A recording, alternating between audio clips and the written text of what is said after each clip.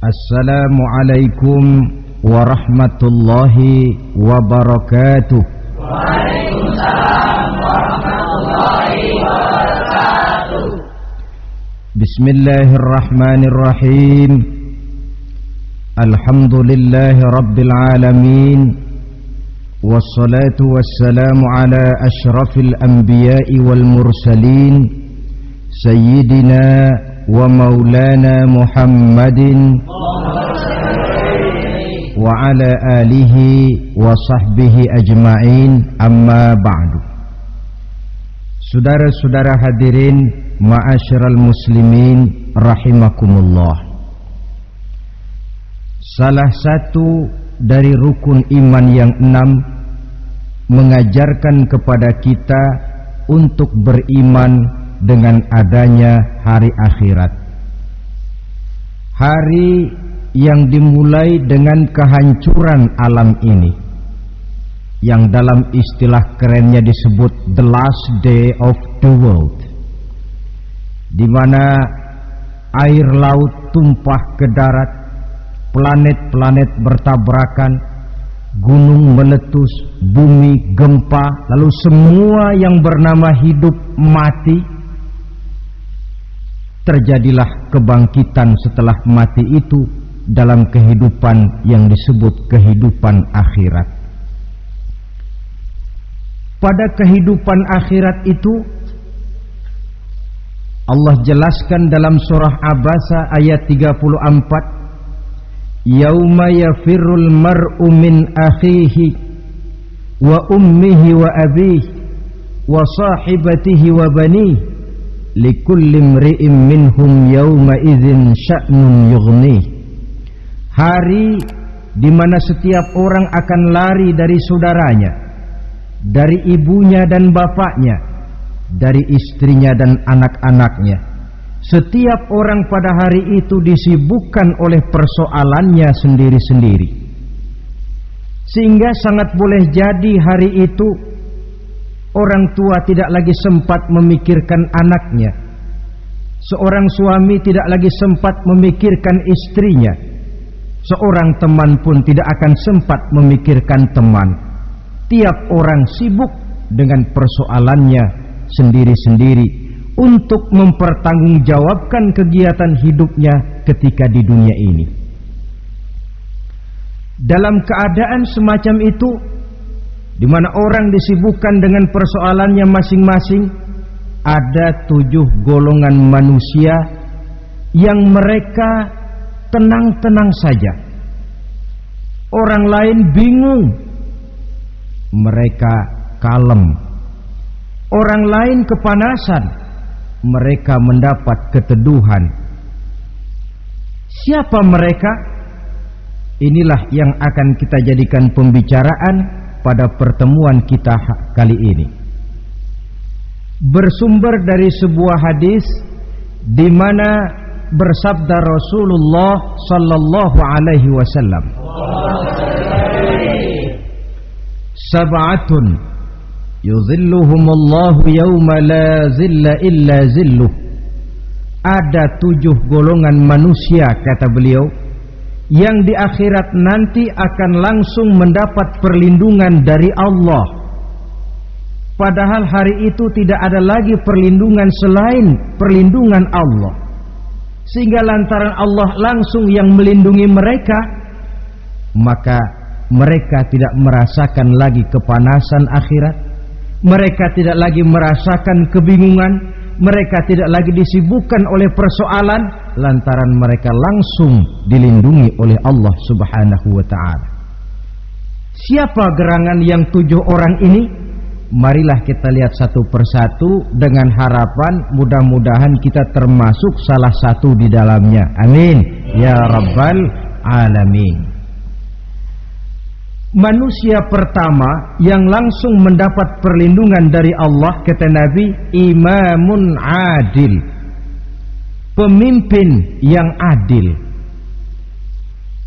Siapa sih pemimpin itu dan apa artinya adil?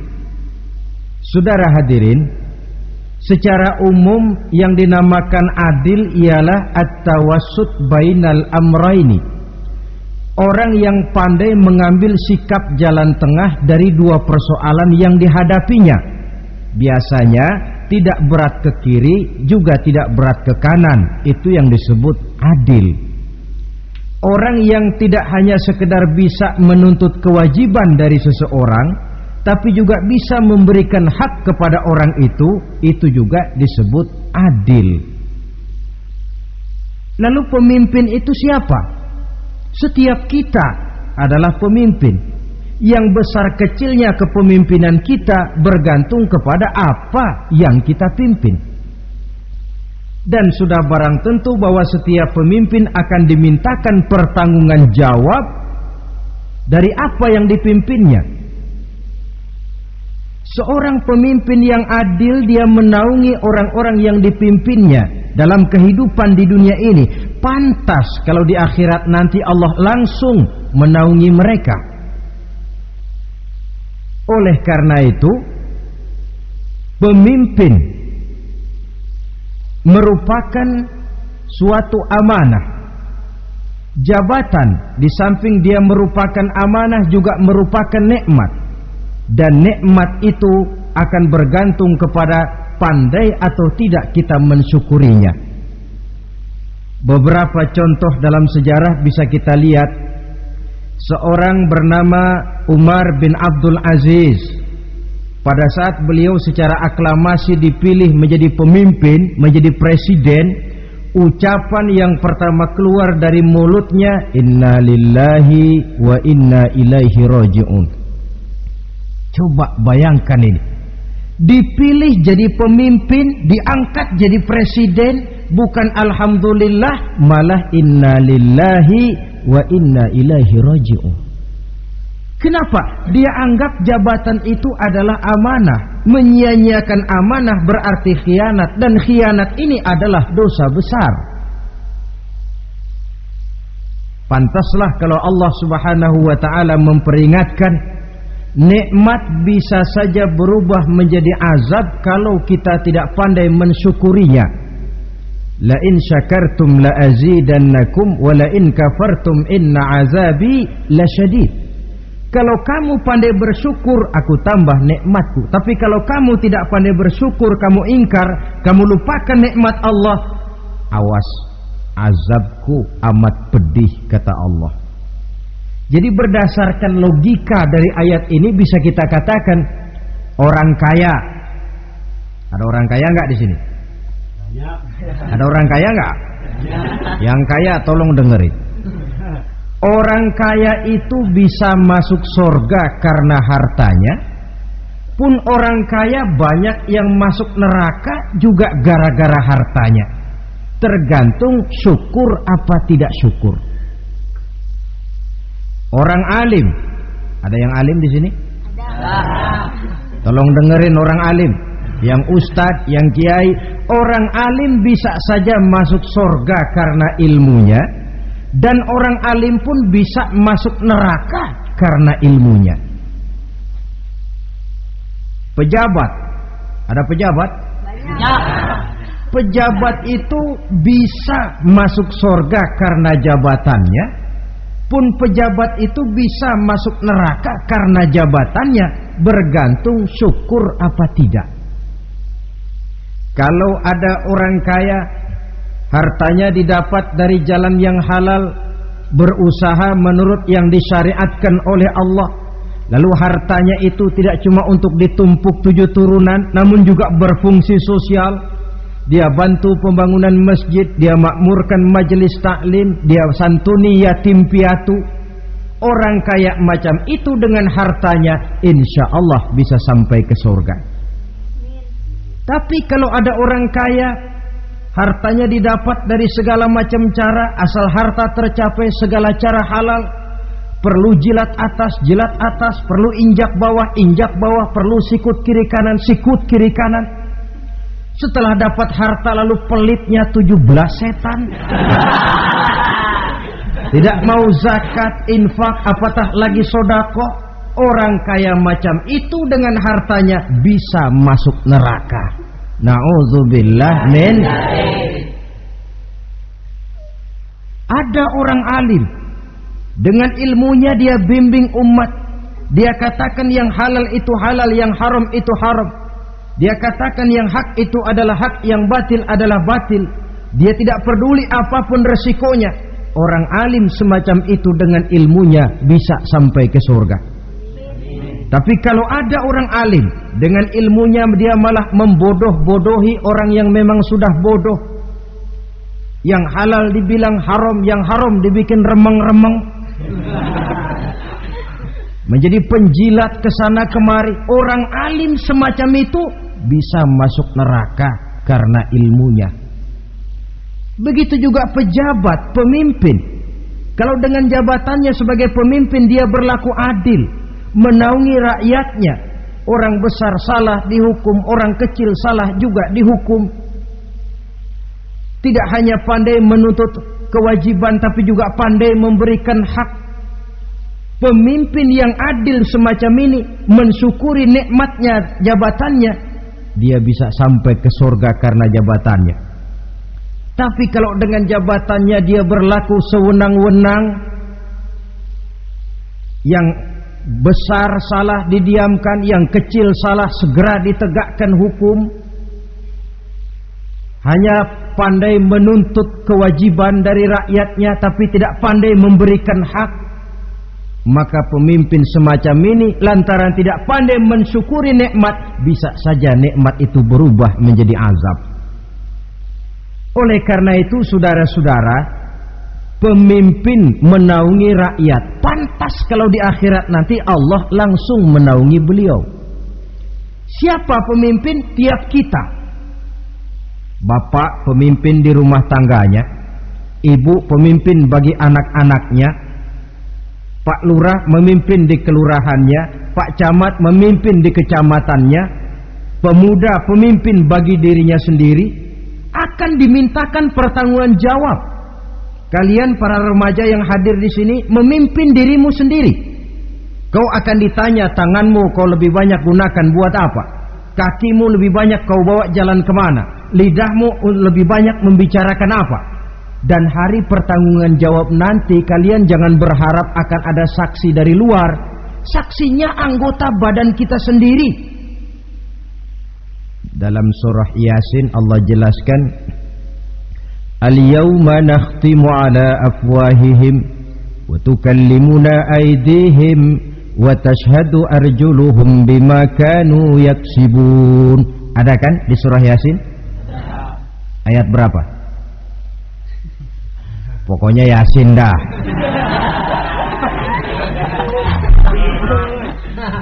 Daripada repot-repot, pokoknya Yasin gitu aja biar urusan lancar. Al-yawma nakhtimu ala afwahihim. Pada hari itu kami kunci mulut mereka. Jadi tidak pandai lagi mulut ini bicara. Wa tukallimuna aydihim, tangan-tangan mereka yang akan bicara kepada kami. Wa tashhadu arjuluhum, kaki mereka akan memberikan kesaksian bima kanu yaksibun, terhadap apa saja yang telah pernah mereka lakukan dalam kehidupan di dunia ini. Hari pertanggungan jawab. Oleh karena itu kalau kita memimpin diri sendiri, berlakulah adil kepada diri sendiri. Nah, lalu masalahnya memang kita mesti adil kepada siapa saja sih? Ada 3 hal pokok yang kita harus berlaku adil. Pertama, adil kepada Allah. Yang kedua, adil kepada sesama makhluk. Dan yang ketiga, adil kepada diri sendiri. Adil kepada Allah artinya apa? Mendahulukan hak Allah daripada kepentingan pribadi. Kalau sudah datang waktu sholat asar misalnya, walaupun sedang enaknya latihan voli, berhentilah dulu sebentar. Sholat kita adil kepada Allah. Adil kenapa? Dalam contohnya dengan sholat misalnya, sholat itu kan sehari semalam 5 waktu yang wajib. Betul apa betul? 5 waktu. Lah sholat itu kalau sholat bagus taruhlah 7 menit. Kalau sholatnya itu kilat 4 menit. Ada lagi yang kilat khusus,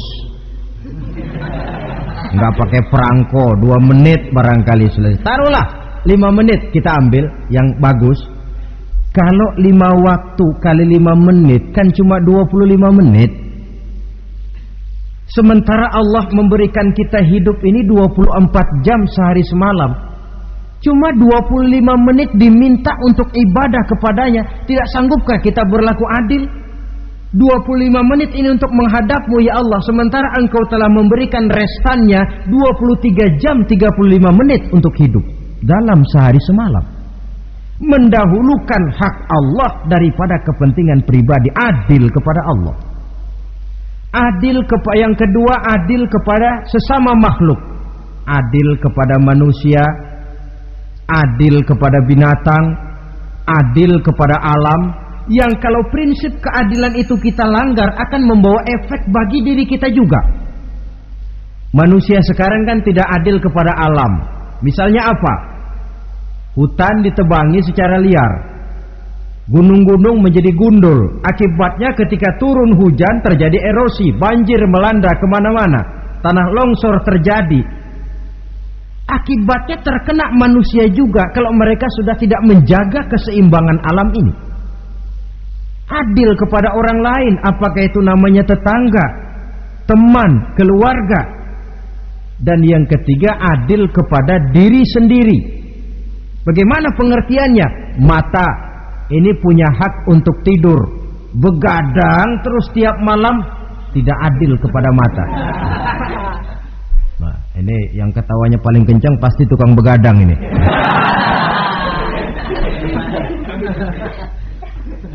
Perut ini punya hak untuk tidur, puasa saja siang malam, mengurangi hak perut. Adil kepada diri sendiri. Untuk kehidupan yang akan datang di akhirat, pasti akan kita temui. Kita yakini keberadaannya. Yang oleh karena itu, kalau kebetulan kita ini adalah pemimpin, sekurang-kurangnya pemimpin bagi diri sendiri, marilah kita berusaha menjadi pemimpin yang adil, supaya nanti di akhirat Allah Subhanahu wa ta'ala memberikan perlindungan langsung kepada kita. Amin ya rabbal alamin. Ini yang pertama. Lalu yang kedua, orang yang akan langsung mendapat perlindungan dari Allah, syab nasha'a fi ibadatillah, orang muda yang tekun beribadah kepada Allah. Anak muda yang rajin ibadah. Kenapa kok Nabi bilang anak muda, bukan orang tua? Apa orang tua yang rajin ibadah Allah enggak senang? Tentu Allah senang. Cuma Allah lebih senang lagi kalau ada anak muda yang rajin ibadah. Sebab apa? Kondisi psikologis. Kalau ada orang tua rajin ibadah itu mah pantas. Emang udah waktunya. Ada orang sembayangnya rajin, masuk masjid, masuk maghrib, keluar isya, malam tahajud, tahlilnya mantap. Umurnya berapa? 70. Enggak istimewa. Itu memang sudah mestinya. Lagian kalau sudah 70 masih bandel aja, kapan mau taubat? Tapi kalau ada anak muda, darahnya masih mengalir dengan panas, dia masih berusaha mencari bentuk-bentuk kepribadian dalam dirinya, dia masih mudah terpengaruh oleh lingkungan, tapi dia sanggup memblokir itu, disalurkannya di jalan Allah, dia tekun beribadah. Allah cinta betul pemuda semacam itu, sehingga nanti di akhirat mereka langsung mendapat perlindungan dari Allah Subhanahu wa ta'ala. Selalu pembangunan yang mengarah kepada modernisasi diikuti dengan proses pergeseran nilai. Dalam kondisi semacam ini, kehidupan remaja pemuda yang masih mencari identitas dan pembentukan kepribadiannya mudah terpengaruh oleh hal-hal yang ada di sekelilingnya. Sehingga sangat boleh jadi apa yang dianggap orang dulu tabu lalu dianggap biasa. Yang aneh-aneh malah dijadikan model. Yang dilarang malah nekat diterjang. Di mana norma dan kaedah-kaedah moral tidak lagi mendapat perhatian yang wajar. Dalam kondisi semacam ini terjadilah proses peluncuran moral, dan hampir di mana-mana kehancuran suatu bangsa dimulai dengan kehancuran moral daripada generasi mudanya. Oleh karena itu pemuda yang tekun ibadah ini sangat positif dampaknya dalam kerangka pembangunan umat. Pak, ibadah itu apa sih? Kalau jadi pemuda yang tekun ibadah, apa kemana-mana mesti bawa tasbih? Mungkin. Apa mesti pakai peci terus? Boleh jadi. Apa kemana-mana mesti pakai kain sarung? Ya tidak juga. Ibadah kan artiannya luas. Segala perbuatan yang diperintah dan karenanya bertujuan mencapai ridho Allah, itu bernama ibadah. Kalian remaja berangkat menuntut ilmu, pergi pagi pulang siang, membekali diri menuntut ilmu, itu ibadah. Kalian pulang ke rumah, ibu bapak memerintah taat kepada orang tua, ibadah. Membersihkan lingkungan, ibadah. Bahkan jaga di waktu malam pun kalau untuk dengan niat bismillah, saya jaga malam ini untuk ketenangan rakyat supaya mereka tekun dan tenang melaksanakan ibadah, itu tercatat sebagai amal soleh yang bernilai ibadah. Jadi tidak cuma sekedar sujud, tidak cuma sekedar baca Quran, seluruh aspek kehidupan manusia yang diperintah Allah dan yang bertujuan mencari ridho Allah itu bernilai ibadah. Pemuda yang tekun melaksanakan ibadah kepada Allah, apalagi terutama adik-adik remaja yang hadir pada kesempatan ini, masa muda itu masa yang paling indah memang. Sampai orang Kulon bilang there is not delightful memorize. Iya, barat itu kan Kulon. Saya lebih senang pakai orang Kulon saja. There is not delightful memorize and then the youth moment. Bahwa tidak ada masa yang lebih indah selain masa muda. Tapi masa muda yang katanya indah itu sebentar. Sebentar sekali. Kalau kita tidak pandai memanfaatkannya dengan sebaik-baiknya, boleh jadi dia akan hilang tanpa sesuatu yang ada artinya buat hari depan. Dan hari depan itu sebagian besar ditentukan oleh masa muda sekarang ini. Karena itu kepada yang muda saya berpesan, pergunakanlah masa muda itu dalam ketekunan beribadah kepada Allah. Ibadah dalam artian yang seluas-luasnya. Jangan seperti pepatah orang itu, kelapa muda katanya kupas-kupasin, kelapa tua tinggal batoknya. Selagi muda puas-puasin, udah tua tinggal bongkoknya. Iyalah, kalau dipuas-puasin dalam arti yang positif, boleh. Mumpung masih muda, puas-puasin nuntut ilmu. Mumpung masih muda, puas-puasin ibadah. Mumpung masih muda, puas-puasin berbakti kepada kedua orang tua. Puas-puasin dalam artian yang positif tentu saja bagus. Tapi kalau puas-puasin dalam arti menghambur umur untuk sesuatu yang mubazir, bergadang di pinggir-pinggir jalan, lalu mulai berkenalan dengan morfin, narkotik, ganja, terperangkap oleh budaya-budaya modern yang menyesatkan, terpancing oleh model-model baru yang kelihatannya menarik tapi sebenarnya tidak bermanfaat, entah pada akhirnya akan mendatangkan penyesalan kepada kita saja. Coba, belakangan ini saya dengar di Jakarta akan ada satu festival yang disebut Festival Ngeceng.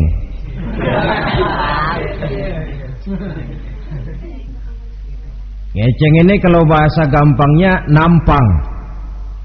Jadi itu biasanya muda-mudi diri di pinggir-pinggir jalan, pakai kacamata hitam, pakaian warna-warni, rambut dicat sedemikian rupa supaya menarik perhatian.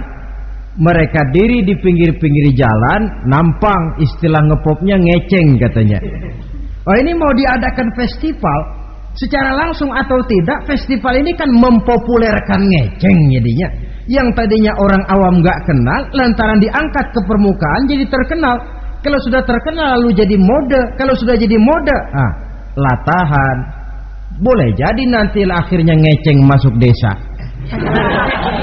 Bukan cuma sekedar abri masuk desa, bukan cuma sekedar koran masuk desa, ngeceng pun bisa saja masuk desa.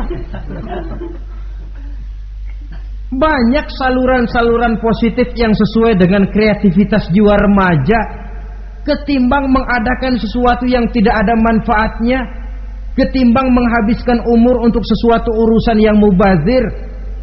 Sedangkan umur bukan jatah gratis tanpa batas waktu. Ada pertanggungan jawab. Umurmu kau habiskan di mana? Masa mudamu kau selesaikan di mana? Itu akan dimintakan pertanggungan jawab. Nah, pemuda yang tekun ibadah kepada Allah, dampak positifnya apa? Dia punya sandaran vertikal kepada Allah. Jiwanya besar, jiwanya mandiri. Dan ini yang kita perlukan. Pemuda yang siap jadi pelopor, bukan pengekor. Pemuda yang sanggup mandiri dan bukan membanggakan keturunan leluhurnya. Kata pepatah, wa khairun nasi dzu syarafin qadimin aqama li nafsihi syarafan jadida wa syarrun nasi dzu khumulin idza fakhartahum zakarul jaduda. Generasi yang baik adalah generasi yang punya kejayaan masa lalu, dan buat mereka sendiri mereka mampu mendirikan kejayaan yang baru. Artinya nenek moyangnya memang orang-orang terhormat, tapi dia mampu mandiri mendirikan kehormatan itu bagi pribadinya. Sebaliknya, generasi yang paling jelek adalah generasi pemalas, yang kalau orang lain kelihatan lebih hebat, dia sebut-sebut nenek moyangnya. Lu sih belum apa-apa, bapak gua dong, bapak gua katanya. Lu sih belum apa-apa, om saya dong, tante saya dong. Kerjanya cuma membangga-banggakan leluhur, dia sendiri tidak ada apa-apanya. Ini generasi yang paling jelek. Kalau orang kelihatan lebih hebat, dia sebut leluhurnya, sementara dia sendiri nol nilainya tanpa ditunjang oleh fasilitas leluhurnya. Pasukan pemuda mandiri macam ini yang kita perlu. Bukan sekedar pasukan pemuda oke bos, kulunuwun, yes sir, yes man, kumaha juragan wae.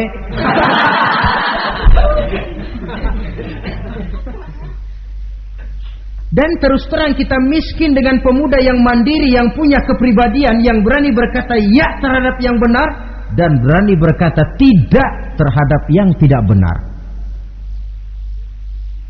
Dari mana ini didapat? Sandaran vertikal dalam bentuk ibadah kepada Allah akan memantapkan jiwa, membersihkan hati, sehingga dia akan berfungsi seperti radar.